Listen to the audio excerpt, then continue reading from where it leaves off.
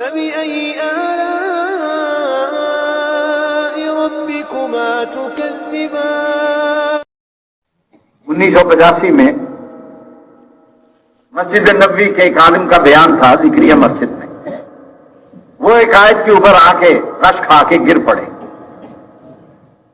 مولانا خلیل الرحمان اللہ تعالیٰ ان کی قبر کو جنت کا باغ بنائے، وہ ترجمہ نہیں کر رہے تھے. ان سے جا کے پوچھا کہ یہ کون سی آیت ہے، ہمیں کیا پتا اس وقت. تو انہوں نے کہا کہ یہ سورۃ توبہ کی 38-39 آیت ہے.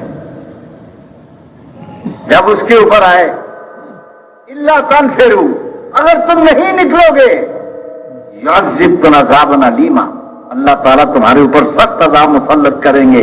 وَيَسْتَبْدِلْ قَوْمًا غَيْرَكُمْ، اور تمہاری جگہ پہ کسی دوسری قوم کو لے آئیں گے. جب وہ ہوش میں آئے تو انہوں نے کہا اللہ تعالیٰ نے تو ہمیں عربوں کو چنا تھا حضور صلی اللہ علیہ وسلم کے صحابہ کے لیے. صحابہ نے جس وقت اللہ کے راستے کی محنت کی، ساری کی ساری جماعتیں ساری دنیا کے اندر گئیں، اللہ تعالیٰ نے ساری دنیا میں اسلام پھیلا دیا اور ساری دنیا سے لوگ ہمارے پاس دین سیکھنے کے لیے آتے تھے. پھر اللہ تعالیٰ نے ہمیں ٹیسٹ کرنے کے لیے 300 سال ہم نے دین کی محنت کی تو اللہ تعالیٰ نے ساری دنیا کی سلطنت ہمیں دے دی. 1000 سال کے اندر ہم نے دین کی محنت چھوڑ دی. اللہ نے سب سے بڑی سلطنت دی، اللہ نے سب سے بڑے خزانے دے دیے ہمیں.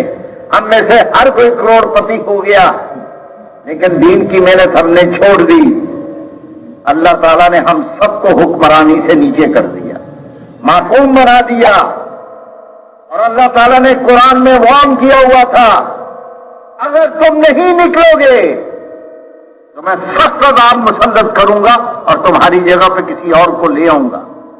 پہلے لوگ ہمارے پاس آتے تھے دین سیکھنے کے لیے، اب میں مسجد نبوی کا عالم، میں دین سیکھنے کے لیے تمہارے پاس آ رہا ہوں. اس لیے اللہ تعالیٰ نے قرآن کے اندر کہا ہے اور اللہ تعالیٰ نے تمہیں چنا ہے.